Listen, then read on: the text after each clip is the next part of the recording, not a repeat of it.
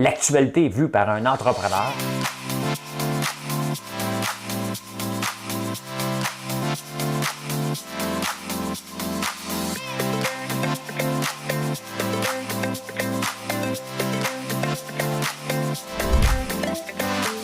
Ça bulle, parce que des fois j'ai des bulles, mais ça bulle.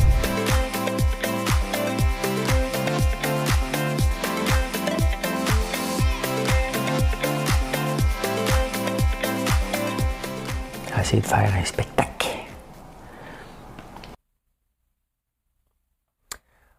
Mardi, le 22-02-22. Tu peux prendre tout ça à l'envers, ça reste le 22-02-22. Tu le remets, c'est le 22-02-22.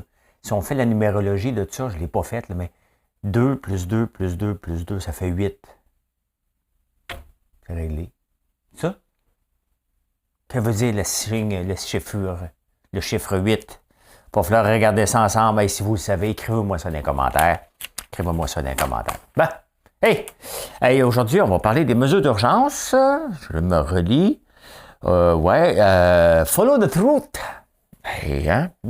Les guichets de crypto, les enquêtes continuent. C'est des beaux... on a l'impression de revoir les machines à sous il y a 20 ans à peu près. Hein? L'âge moyen d'un syndiqué.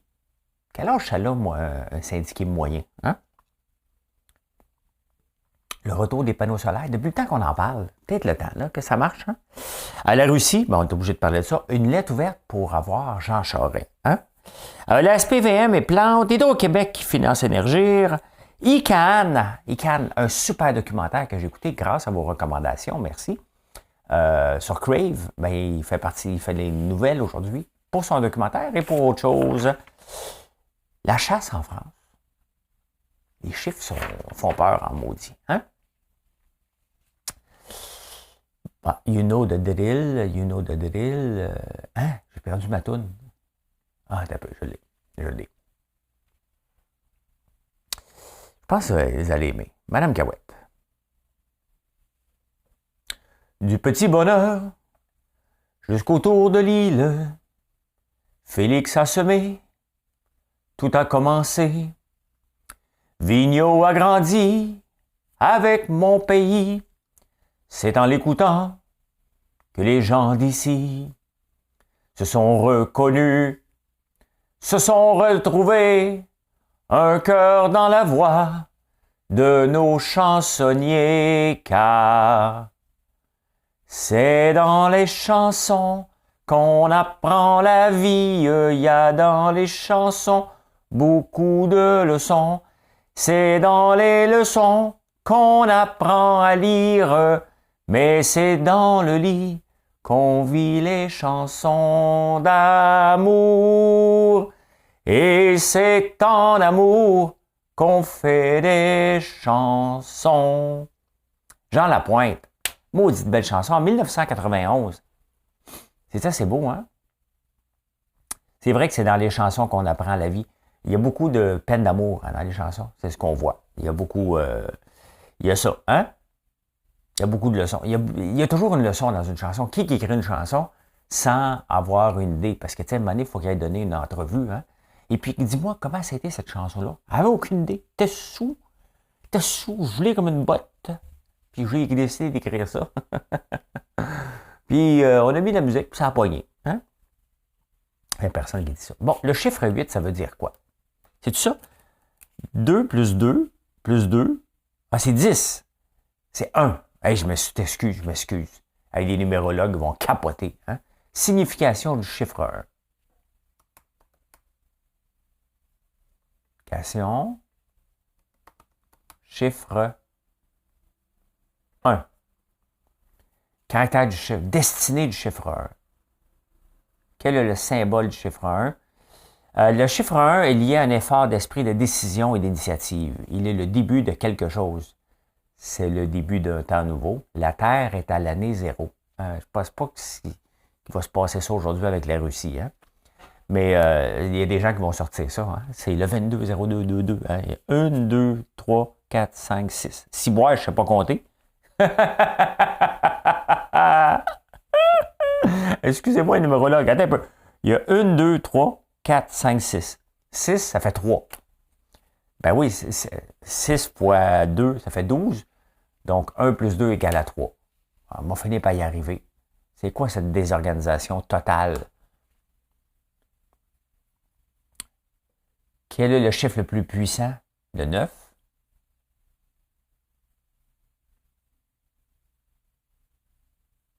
Chiffre 3. Tabarnouche. Peux-tu l'avoir?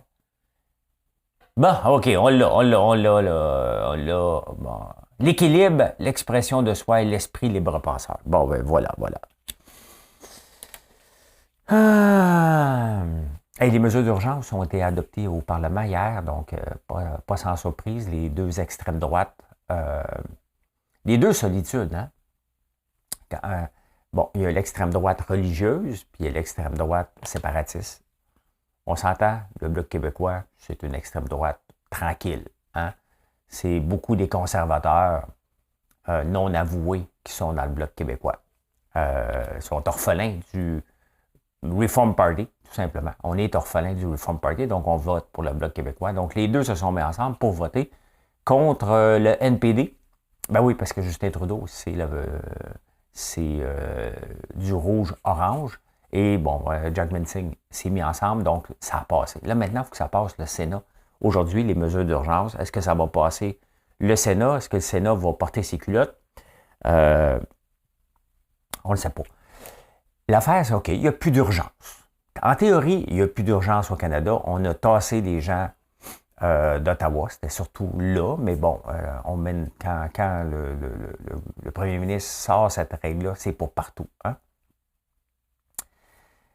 Le problème, c'est qu'elle a été adoptée. Donc, elle va être maintenue pour 30 jours. Ça ne veut pas dire qu'ils vont l'adapter pour 30 jours, ça veut dire que ça leur donne du pouvoir. Mais cette loi-là, quand même, est supposée être le dernier recours. Et était le dernier recours pour Ottawa. Malheureusement, parce que ça a été mal géré, puis le chef de police est parti. Est-ce qu'on devrait le maintenir? Moi, il y a un côté de moi qui a tendance à dire oui. Parce qu'ils vont revenir quelque part, puis ça donne de la force pour les 30 prochains jours. Hein? Comme un vaccin qui se sont donnés. Oh! Je ne le moi pas dire. Mais d'un autre côté, est-ce que ça enlève la crédibilité à cette loi-là? Qui est supposée, c'est pas une loi pour maintenir, c'est une mesure d'urgence. Quand il y a une urgence, tu patches. Donc, il y a deux côtés de moi qui est déchiré par rapport à ça. D'un côté, je me dis, OK, parfait, oui. L'autre me dit, ben non, c'est une urgence, l'urgence est réglée, revenons, puis laissons les corps de police faire le job comme il faut, parce qu'elle est obligée d'être appliquée parce qu'ils n'ont pas fait le job comme il faut. Ils les ont laissés s'installer, il était trop tard après. Ça me fait penser en cours ce qu'on appelle une Anton Peller. Anton Peller, bon, vous irez lire, j'en parle à l'occasion, parce que j'ai eu la chance dans ma vie de participer à 2 Anton Peller. À l'an 2000, à 99, j'ai eu une offre pour aller travailler à Toronto, une compagnie de Montréal qui m'a envoyé travailler à Toronto. Et quand je suis arrivé là-bas, c'est pas d'aujourd'hui qu'on me déteste, même avant qu'on me connaisse, on me déteste.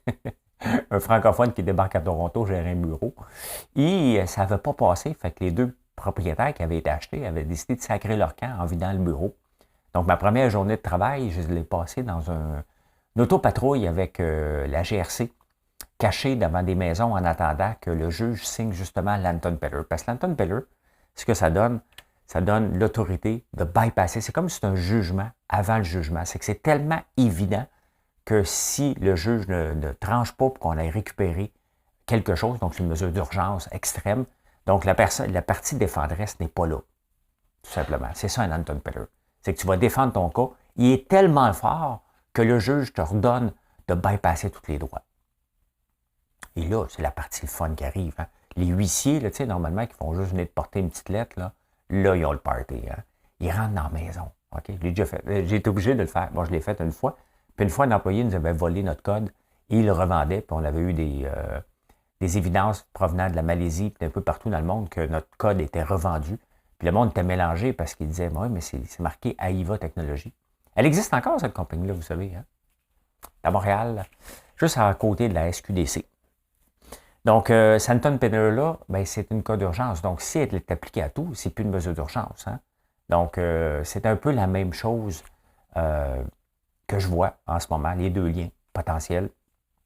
Donc, il y a un côté de moi qui dit oui, on est encore en mesure d'urgence parce qu'on ne sait pas vers où ils vont réattaquer. Je pense la garder pour 2 semaines. Mais si on ne l'applique pas, c'est pas la fin du monde non plus. Hein? C'est pas comme si le gouvernement peut débarquer n'importe où.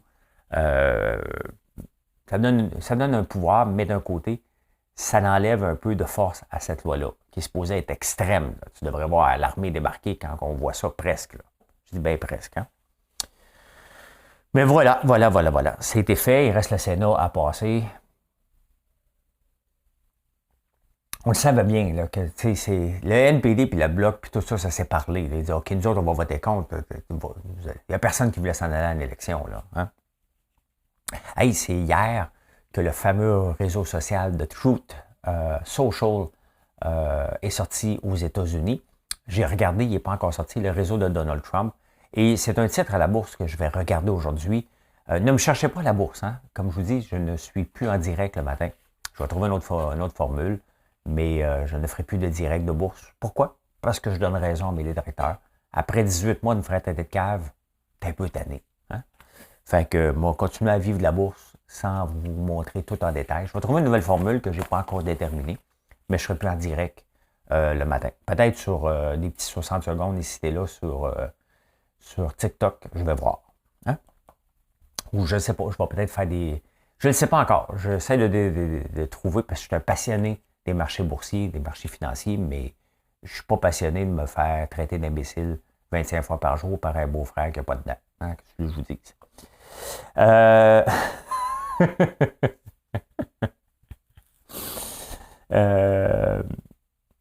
Voilà. Follow the Truth, il est sorti hier. J'ai regardé voir s'il était là. Hey, ça va être le Far West là-dessus. Hein? La Terre est plate, là. Va être là-dessus, le contrôle, la liberté des armes à feu, le premier amendement. Hey, ça va être un spectacle à aller suivre ce qui va se passer là-dessus. Bien entendu, on va faire comme n'importe quoi d'autre, on va aller s'inscrire pour aller visiter. Si Twitter est très libertin, ça va être quoi? Le truth, il ne faut pas oublier que Trump a été bloqué partout. Hein? Partout, ils l'ont bloqué parce que justement, il faisait de la désinformation. Il ne peut pas croire que quelqu'un, un journaliste, va dire j'ai lu ça sur Truth Social, hein, en pensant qu'on va le croire après. Hier, je vous ai parlé des guichets des cryptos, hein, qui est évident que le crime organisé puis les gens avec certains dossiers peu reluisants est impliqués là-dedans. C'est la même chose avec les machines à sous dans le temps. Hein, avant que le gouvernement mette de l'ordre dans la patente, ben là, ils ont fait... Les journalistes, des fois, là, honnêtement, les journaux, là, quand je vois ce type de reportage-là, là, je me dis, oui, on a encore besoin des journaux pour la démocratie. Hein? Parce que sinon, on n'est pas au courant de ça. Bon, c'est certain que ce qu'on a besoin de financer, les sports, dans les journaux, c'est du divertissement. Hein? Mais quand les journalistes font leur travail d'enquête, quand je regarde ce qui se passe au New York Times, quand je regarde le Wall Street Journal, quand je regarde le Journal de Montréal, le bureau d'enquête, quand je regarde la presse qui fait des enquêtes là-dessus, et les éditoriaux, ça, pour moi, le gouvernement doit financer ça le temps qu'il se réorganise. Mais il y a un exemple à prendre, c'est le New York Times, ils sont rentables en tabarnouche. Hein? Mais quand je vois qu'on finance à grands coups les salles de presse, de la presse au complet, et qu'on finance par la publicité indirecte tous les journaux, je me dis qu'on pourrait dépenser mieux. C'est pas parce qu'on décide de sauver la presse écrite qu'on doit sauver le sport écrit. Aussi. T'sais. Mais revenons à l'enquête du journal La Presse sur les guichets automatiques de la crypto. Il y a un gars qui en a 153. Hein? Ce qui n'est pas fou. Hein? C'est un modèle d'affaires. Honnêtement, comme homme d'affaires, là, je me dis, bon, OK, il y a un besoin. Il y a première chose, est-ce qu'il y a un besoin? La réponse semblerait que oui, sinon il n'aurait pas autant. Maintenant, ça sert à quoi? Le blanchiment d'argent, les gros kingpins là, qui ont des milliers de dollars, c'est le petit bandit qui va peut-être aller, qui a vendu quelque chose rapidement, qui a volé, qui va aller le déposer en Bitcoin en pensant qu'il est riche. Puis après ça, ben, vous connaissez l'histoire, hein? Ils vont venir m'écrire, je suis un imbécile. Mais je suis pas amer. Hein? Je suis pas amer, je suis juste écœuré, sincèrement, de jaloux. Je comprends pas. Je me suis désabonné de tous les groupes de trading parce qu'il y a des pas bien là-dedans. C'est un ramassis, malheureusement. Il y a très peu de ménage qui est fait. et ça laisse la place à tous les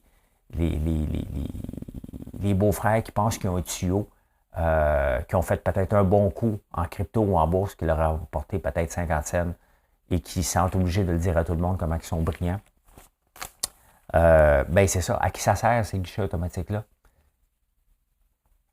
À ceux-là, peut-être. Je ne sais pas. Je ne me vois pas aller déposer de l'argent pour acheter du Bitcoin. Quand j'achète la crypto-monnaie, ce que je fais à chaque lundi, je le fais en bonne et due forme en partant de ma banque, en m'en allant sur Binance ou sur NDAX, et je le fais proprement. Il y a une trace. Je n'ai aucun problème à laisser une trace de ce que je fais. Je ne suis pas pour du blanchiment d'argent.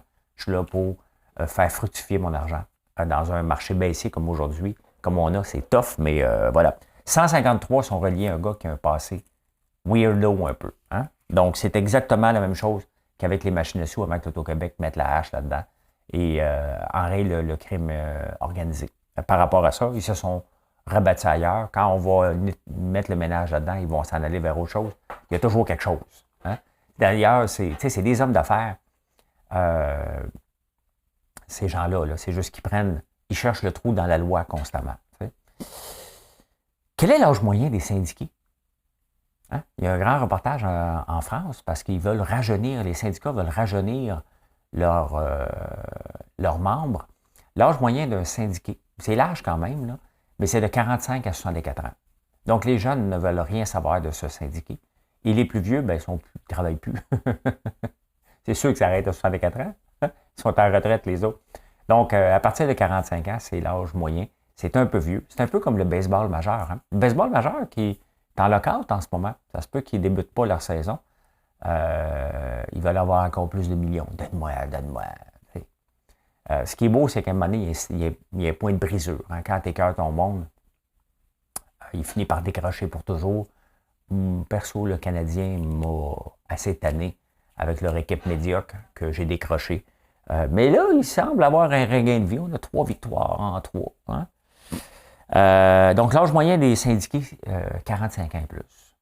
Donc, les jeunes ne veulent rien savoir de se syndiquer. On le voit par contre un peu plus dans les Starbucks dernièrement. Mais voilà. Hey, le prix du pétrole, je vous montre ça. Hein? Le prix du pétrole continue de monter et ça n'arrêtera pas aujourd'hui. 94$ le baril. Ça veut dire que probablement aujourd'hui, on va voir du pétrole à 1,80 à peu près. Peut-être 1,90. On s'en va vers le 2$ et plus du litre d'essence. Ben c'est partout pareil sur la planète en ce moment. Hein? Et pourquoi? Ben, il y a les tensions en Russie là, qu'on va parler bientôt. Il y a aussi de rareté. Il y a le retour de la pandémie. On voyage plus. Donc, après les creux historiques, là, maintenant, on est en train de remonter de beaucoup. Mais ça donne le prix de l'essence permet à d'autres alternatives. Le problème avec le prix élevé de l'essence aussi permet à notre pétrole un peu plus sale que la moyenne, hein, le pétrole albertain, des sables bitumineux, de revivre aussi. Donc, ça veut dire qu'il y a plus d'argent qui s'en va là-dedans parce qu'il y a besoin, il est plus coûteux que la moyenne. Je pense que il y a quelques années, j'avais regardé, on parle d'à peu près 54$ le baril pour extraire le baril albertain, alors qu'en Arabie Saoudite, ça coûte 2$. Donc, c'est certain que tu mets un puits avec une affaire, puis bingo, tu sors le pétrole, tu le traites, puis bingo, il est prêt à prendre. C'est dur de compétitionner contre ça. Hein? Mais et c'est pour ça que l'Arabie est riche, c'est pour ça que la Norvège est riche, et c'est pour ça que nous autres, on est pauvres. Ben, pas parce qu'il coûte cher, parce qu'il reste quand même une bonne marge de profit, c'est parce qu'on a dit non à tout, mais on l'achetait d'ailleurs. D'ailleurs, ben, regardez ici, vous le voyez. Are US shale firm spending enough on new oil project? Donc, le shale firm, c'est le gaz de schiste. Donc, ils n'en font pas assez de nouveaux en ce moment aux États-Unis. C'est sûr qu'il y a de l'insécurité par rapport à ça. Mais ce qu'on voit de plus en plus en Europe, puis ça fait des années qu'on est supposé avoir ces foutus panneaux solaires. Je me demande si la technologie s'est améliorée pour que ça vaille la peine qu'on utilise l'énergie solaire parce que je trouve que ça ne s'est pas beaucoup amélioré. On en parle moins. Il y avait Tesla qui est supposé se lancer avec SolarCity. Je ne sais pas ce que c'est rendu tout ça. Mais en Europe, on le voit qu'il y a de plus en plus de de panneaux solaires. Au Québec, on n'en voit pas beaucoup dans les cours. En Ontario, vous allez voir, si vous vous promenez en Ontario, du coin Alfred, Facette, ou pas Facette, mais Lefebvre, on en voit beaucoup. Puis, à chaque fois que je voyage en Ontario pour aller donner des conférences, j'en vois beaucoup de panneaux solaires. On n'en voit pas ici. Le gouvernement avait subventionné ça là-bas. Je me demande si ils vont le faire éventuellement. Je doute parce que je vais vous dire pourquoi. Ben, une petite gorgée d'eau.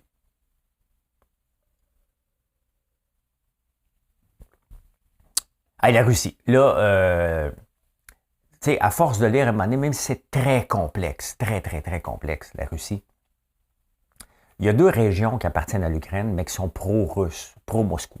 Donc, Vladimir Poutine, hier, a décidé qu'il leur accordait la liberté. Donc, il a dit, OK, parfait, on va aller les défendre, ces deux régions-là. C'était un peu dur à comprendre, là, mais imaginez-vous que, mettons, le lac Saint-Jean et la Gaspésie voudraient se séparer du Québec puis que Trudeau débarquerait. C'est pas ça, là, mais pour vous aider à comprendre, c'est à peu près ça. Donc, le Legault attaquerait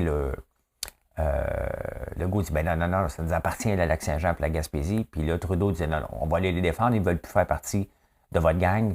Donc, c'est pas ça, là, OK? Mais c'est à peu près ça, au point de vue compréhension. Donc, Moscou ne respecte pas les traités internationaux. L'Ukraine dit, ben non, ça nous appartient, et c'est vrai que ça leur appartient, mais ils sont pro-russes. C'est encore les vestiges de l'URSS, tout ça. Et là, Poutine a levé le ton. La crypto a planté. Donc, la bourse n'était pas ouverte hier. La crypto est ouverte tout le temps, donc ça nous permet d'avoir un pouls, parce que la crypto nous donne tout de suite, et les marchés boursiers, financiers nous donnent tout de suite un aperçu de comment les gens voient ça. Bien, voyez comment que les gens voient ça, hein, je vous en ai parlé hier. Ben, regardez, ça c'était le 20, donc ça c'était dimanche. Hein? Oups, on pense qu'il va y avoir un traité, et là, regardez, ça monte. Hein? Et là, oups, Poutine parle hier. Paf, ça descend. OK, non, c'est pas si pire que ça. Ça remonte en fou. Hein? Ça se stabilise. Non. Les gens disent, non, on ne laissera pas Poutine aller. Bang! Et là, ça redescend. Donc, aujourd'hui, on est où? On est à 37 000. Le Bitcoin, il y a quand même pas si longtemps, il était à 69 000, qui était trop élevé, bien entendu, pour le moment. Donc, ça va nous donner un indice. Là, en ce moment, les gens disent, OK, parfait. C'est ça qui se passe. Ils ont accepté parce que là, il n'y a plus de descente aux enfers. Quand ça va péter pour vrai, puis que l'armée russe va rentrer puis va tirer dessus, bien là, ça va baisser encore. Donc, on n'est pas sorti du bois, mettons. Ça fait 8 ans que ce conflit-là existe. Hein? 14 000 morts déjà. Donc, c'est pas d'hier. Et vous savez qu'il y a l'OTAN qui a été formé en 1949, entre autres pour se protéger de la Russie, si on veut. Là, je simplifie. Faites-vous-en pas, là, c'est plus complexe que ça. Là, je simplifie. C'est quoi l'OTAN? Le Canada en fait partie. Il y a quelques années, on l'avait entendu parler parce que, je vous montre ça, je vous montre mes recherches. Trump n'était pas tellement content, puis il ne voulait plus financer l'OTAN parce que il y a 29 pays de l'Alliance du traité de l'Amérique de l'Atlantique Nord. C'est ça, l'OTAN. Et ils se sont offerts un siège social d'1,2 milliard d'euros. 2,5 milliards pour avoir une gang de fonctionnaires qui regardent voir s'il y a des guerres dans le monde. C'est épouvantable. Le Canada finance ça aussi à combien, je ne le sais pas. Mais qui sert à rien depuis longtemps. Fait que là, ils sont contents parce qu'ils servent à quelque chose. Là. Hein, justement, ils vont aller se servir de quoi que ça sert. Ça paye un siège social. Combien le Canada paye pour ça? Hein? Canada, autant. Paiement? Contribution. Combien vous pensez que l'OTAN, quelqu'un, Canada, est un membre fondateur? Programme de contribution s'inscrit dans la mise. Qui finance l'OTAN? Quels sont.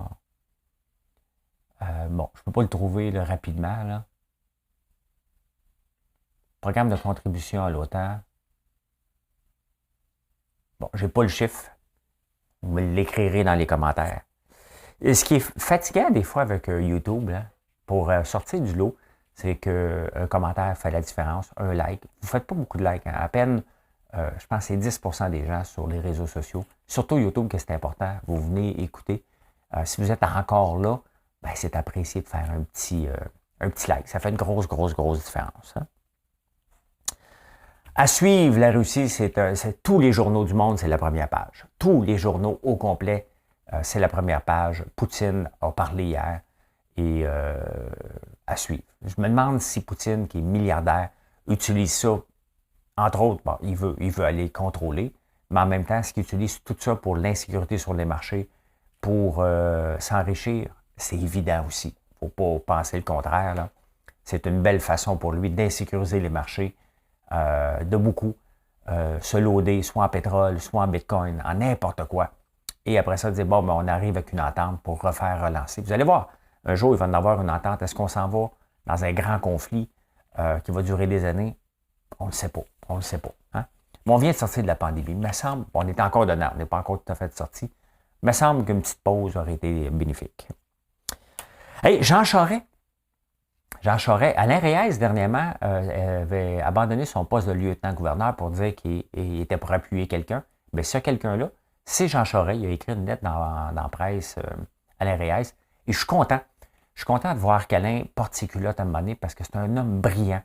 Un homme que j'apprécie beaucoup. La personne, Alain, je l'aime beaucoup. Puis, je trouve qu'enfin, il porte ses culottes comme lieutenant. C'est pas pour rien qu'il était lieutenant du Québec. Et c'est pas pour rien. Il veut pas se présenter puis il dit non. On a besoin de Jean Charest. Le Parti conservateur, c'est un parti d'extrême droite. Hein? Pierre Poilievre, il a l'air d'un enfant de cœur comme ça. Là.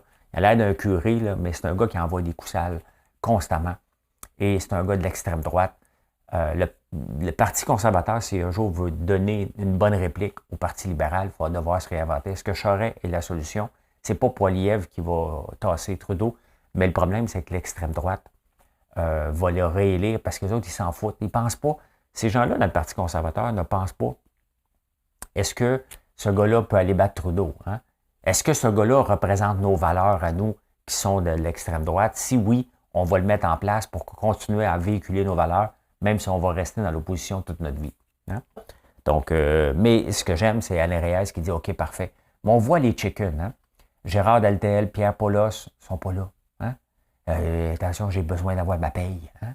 C'est sûr qu'eux autres, ils pensent comme ça, au lieu de porter leur culotte pour dire, bon. Donc, ça veut dire, tu sais, à Big Brother, là, quand quelqu'un vient te voir là, pour parler de stratégie, puis tu ne parles pas de stratégie avec lui, c'est tout simplement que tu n'es pas avec lui. Donc, techniquement, Gérard Deltel et Pierre Paulos sont avec qui en ce moment? Hein? Je parle de ces deux-là parce que c'est des gens qu'on voit plus dans les médias. Donc, ils sont avec qui? Ils représentent vraiment l'extrême droite, ou ils ont peur de leur job, ou ils veulent avoir un mandat supplémentaire pour avoir plus d'argent, sont où? Tu sais, à un moment donné, il faut que tu portes tes culottes comme député. Et bravo, Alain. Est-ce que Jean Charest va se présenter? Bien, s'il se présente, il va avoir besoin des gens qui votent pour le Bloc, si on veut avoir une opposition. Tu sais, à un moment donné, le Bloc, il va falloir se poser des questions. Ça sert à quoi? Pas grand-chose. Mais bravo, Alain. Au pire, tu essayes quelque chose. Ça se peut que tu te fasses peinturer d'un coin, mais tu es un gars brillant de toute façon. On ne peut pas te tasser dans un coin longtemps parce que tu représentes vraiment le Parti progressiste conservateur. Peut-être que ça ne te tente pas, mais j'aime bien ça, que tu portes tes culottes et que tu prennes la peine d'écrire un billet, sachant très bien que dans la conjoncture actuelle, c'est Pierre Poilievre qui va rentrer.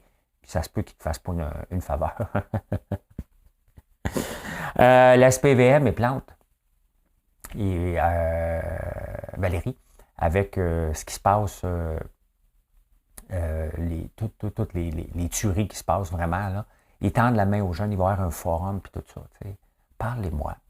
Pensez-vous vraiment que celui qui s'est acheté une arme pour se protéger, pour son petit réseau de drogue, veut aller parler avec Valérie Plante? Hein? Je ne suis pas un travailleur social, mais je suis logique un peu. Hein? Celui qui s'achète une arme, là, c'est pourquoi? Pour se protéger. Se protéger de quoi?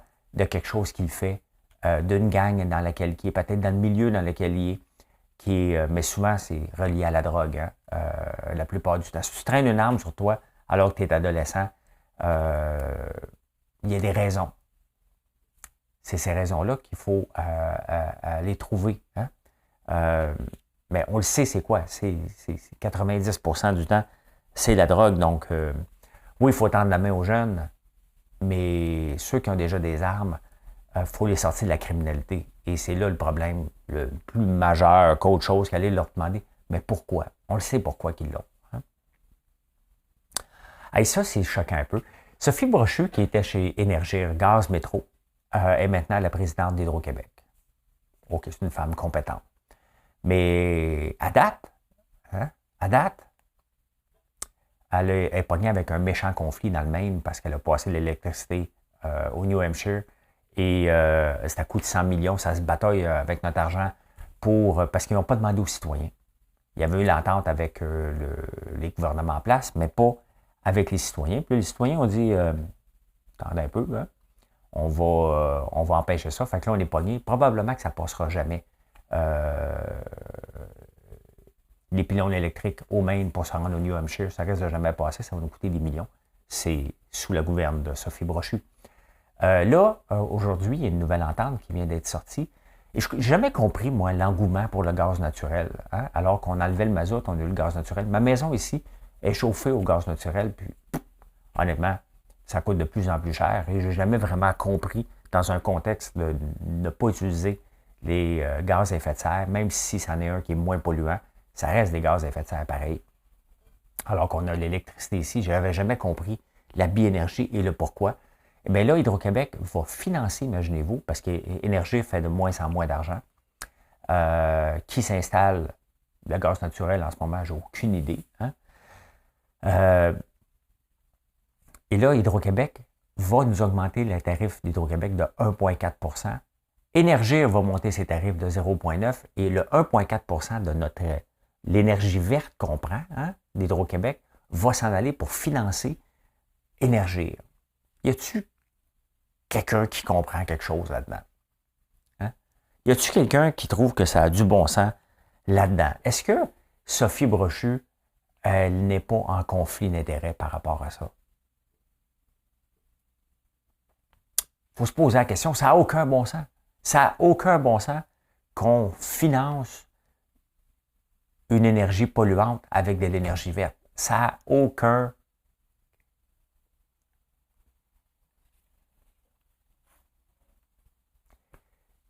Il faut se poser des questions, là. Elle était quand même la présidente d'Énergie. Elle est la présidente d'Hydro-Québec. Et cette entente-là n'a fait aucun bon sens autre qu'aller protéger des jobs chez Énergie. Ça n'a aucun... Autrement, aucun. Je ne peux pas croire que le gouvernement accepte une niaiserie comme ça. Ce qu'on veut, dans le fond, c'est rééliminer le gaz naturel et revenir à l'électricité, tout simplement. Hein?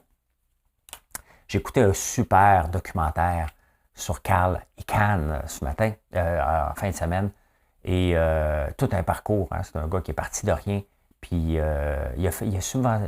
Vous allez écouter, si vous êtes abonné à Crave, allez écouter ça. Mais dans le fond, il était pauvre, mais il était bon au poker. Fait qu'il a financé ses études en jouant au poker, pas en gagnant. Et à un moment donné, il est devenu milliardaire. Là, je vous fais ça très, très court. Mais c'est un activiste et c'est un gars qui aime ça de regarder des entreprises qui sont sous-évaluées, acheter des actions par la porte d'en arrière et après ça, rentrer sur le conseil d'administration. Un super chic type, un super beau documentaire, honnêtement. Je vous le recommande fortement. Il en parle dans les journaux aujourd'hui. Mais il en parle dans les journaux aujourd'hui aussi parce qu'il vient d'acheter des actions de McDonald's. Mais là, je ne suis pas trop compris. Il en a acheté comme 200, là, on s'entend. Puis là, il veut placer des gens sur le board. 200 actions de McDonald's, là, à peu près le commun des mortels peut acheter ça. Là. Pas tout à fait, mais c'est pas un gros investissement. Donc, je ne sais pas si c'est 2 millions, 200 000 ou 2 milliards d'actions, là, mais j'ai pas eu le temps de faire les recherches. Ce qu'il veut, c'est que McDonald's s'assure de prendre son part de fermes reconnues pour mieux traiter les porcs. Et là, McDonald's dit, écoute, on ne peut pas le faire pour tout de suite. Là, hein? On a eu les poules en liberté. Maintenant, la plupart, à cause des grands mouvements comme ça, des activistes, Bien, la plupart des œufs maintenant achetés par les grandes chaînes, donc McDonald's et Burger King, ça vient des œufs, des poules en liberté en grande majorité et de plus en plus. D'ailleurs, en Californie, maintenant, il y a une loi. Hein, tu dois avoir des poules en liberté pour qu'ils pondent. Mais là, on s'en va vers la même chose, vers le porc. Donc là, ICANN a décidé d'attaquer McDonald's pour dire, regarde, c'est inacceptable. Et c'est vrai que c'est inacceptable, les conditions dans lesquelles les porcs, on a accepté, hein, globalement, que les porcs étaient prêts dans un espace réduit. Ça s'en vient de mieux en mieux. Il y a des initiatives ici au Québec, mais il faut accélérer le pas un peu plus. C'est quand même, de notre point de vue, c'est quand même un peu inhumain, sachant que le porc est un animal intelligent. Il doit trouver le temps long en tabarnouche, hein, enfermé, à faire des bébés. Mais la beauté de Carl Icahn, okay, il a réussi. Pourquoi? Parce que quand il veut avoir quelque chose, il travaille pour. Il n'attend pas. Après, personne n'y va. Hey, dernier sujet. La chasse en France. Je suis tombé là-dessus. Et à chaque année en France, bon, il y a beaucoup de chasse en France. Vous savez combien il y a d'accidents? 158 accidents par année en France. Depuis les années 2000, 421 accidents mortels. C'est énorme. 158. Ici au Québec, il y a les chiffres, je n'ai pas eu les chiffres, là, mais 37% des décès mortels par arme à feu viennent de la chasse. Donc, par accident. C'est quand même assez énorme. Hein? Et là, des gens disent, écoute, je suis chez moi. Qu'est-ce que vous faites chez moi en train de chasser? Je peux avoir la liberté, mais c'est la même chose. En France qu'ici, un chasseur peut arriver sur ton terrain, tu ne peux pas rien faire. Il s'en crime et la loi est de son bord. Il a le droit. Il n'a techniquement pas le droit, mais la police ne fera rien, les gardes-chasse non plus ne feront rien. Faut que tu mettes une pancarte propriété privée, puis même à ça, c'est pas assez pour l'emmener en cours. Il a le droit. Hein? Il a le droit. Je ne comprends pas ce droit-là, alors que si tu viendrais t'installer dans ma cour ici, je pourrais appeler la police et tu te ferais mettre, pas dedans, là, mais il viendrait te tasser tout de suite sur un terrain privé, parce que c'est dans le fin fond des bois, tu as le droit, bien, ça l'amène des accidents. Les gens se font tirer chez eux, littéralement, par accident. Mais quand même, 158 accidents par année, c'est énorme. C'est énorme. Et puis, ça tombe bien, les batteries sont presque terminées. C'est là-dessus que je vais terminer parce que mes batteries sont en train de flasher. Hey, pensez-y quand même la chasse. On va reparler plus tard en direct sur Facebook à 7h30. Hey, bonne journée tout le monde. Merci d'être là. N'oubliez pas de faire un like. Toujours apprécié. Et merci de nous choisir. FrançoisLambert.one. Bye bye.